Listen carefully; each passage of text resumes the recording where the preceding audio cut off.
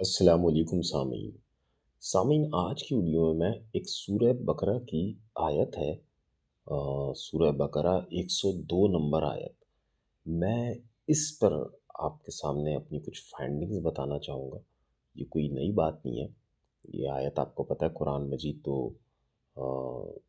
جب سے نبی صلی اللہ علیہ وسلم پر نازل ہوا ہے اس وقت سے پڑھا جا رہا ہے، لیکن کیا ہے کہ اب ہم لوگ ترجمے سے اتنا پڑھتے نہیں ہیں تو ہم لوگوں کو کبھی کبھی بھول بھی لگ جاتی ہے۔ سورہ بقرہ کی آیت جادو سے متعلق ہے۔ بتایا جاتا ہے اس آیت میں کہ شیاطین جو تھے وہ لوگوں کو جادو سکھاتے تھے۔ اسی طرح سے بابل کا لفظ آتا ہے، یہ ایک جگہ تھی، وہاں پر دو فرشتے ہاروت اور ماروت تھے۔ اللہ تعالیٰ نے لوگوں کے امتحان کے لیے ان کو لوگوں میں چھوڑ دیا تھا۔ یہ دو فرشتے ہاروت اور ماروت، یہ فرشتے جو ہیں لوگوں کے کہنے پہ ان کو جادو سکھاتے تھے، اور وہ اس وقت اور وہ بتاتے بھی تھے کہ ہم جو ہے امتحان ہیں اللہ کی طرف سے، اور ہم آزمائش ہیں۔ اور ان کا جو ہے مطلب وہ ایسا نہیں کیونکہ فرشتے کوئی ہمیں گمراہ نہیں کر رہے تھے، فرشتوں کو امتحان نے انسانی کے لیے بھیجا گیا۔ اور بابل میں جو ایک جگہ ہے وہاں پہ ہاروت اور ماروت دو فرشتے ہوتے تھے، لوگ ان سے جادو سیکھتے جبکہ لوگوں کو پتہ تھا کہ یہ عمل صحیح نہیں ہے، پھر بھی وہ جادو سیکھتے اور اس کے بعد مرد اور اس کی بیوی میں یہ لوگ جدائی ڈلواتے تھے، یہ مرد اور بیوی کے درمیان میں جدائی ڈال دیتے تھے، یعنی وہ جادو ہی ایسا تھا جو مرد اور بیوی کے مابین جدائی پیدا کر دے۔ تو ناظرین، فرشتے اور وہ جادو سکھا رہے انسانوں کو، اصل میں یہ اللہ کی طرف سے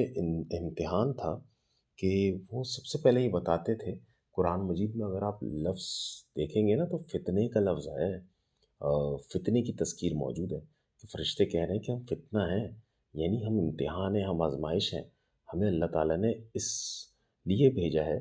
کہ ہم امتحان بن کے آئے ہیں، اور اب آپ لوگ ہم سے اگر کوئی ایسی چیز سیکھ رہے ہیں تو اس کا ذمہ آپ پر ہے،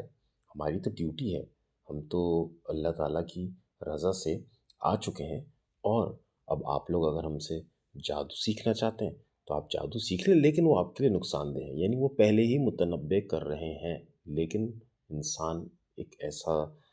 کبھی کبھی گمراہی کا راستہ چن لیتا ہے جس سے ہم سب کو اللہ کی پناہ مانگنی چاہیے کہ انہوں نے پھر بھی جادو سیکھا۔ اور اس آیت میں یہ باقاعدہ لکھا ہوا ہے، اس آیت کو اگر آپ پڑھیں تو اس آیت میں یہ بات موجود ہے کہ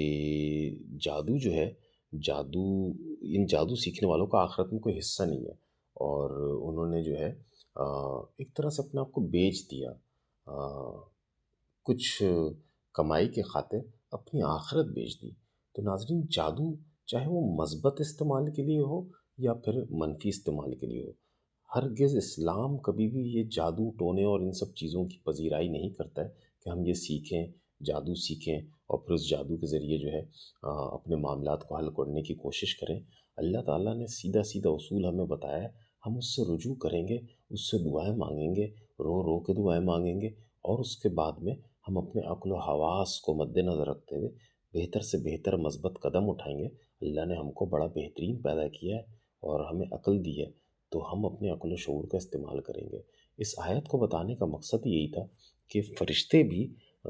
اس دنیا میں اس لیے اتارے گئے کہ وہ لوگ فتنے کی حیثیت سے، جو وہ خود کہہ رہے ہیں، اگر آپ قرآن کی آیت دیکھیں کہ ہم آزمائش اور امتحان کے لیے بھیجے گئے ہیں، تو تم فتنہ مول لے رہے ہو، اور اللہ تعالیٰ کو یہ کام پسند نہیں ہے۔ تو مفہوم جو ہے میں نے یہ بتایا، تو آپ چاہیں تو سورہ بقرہ کی 102 نمبر آیت، میری خواہش ہے کہ آپ لوگ اس کو خود بھی پڑھیں،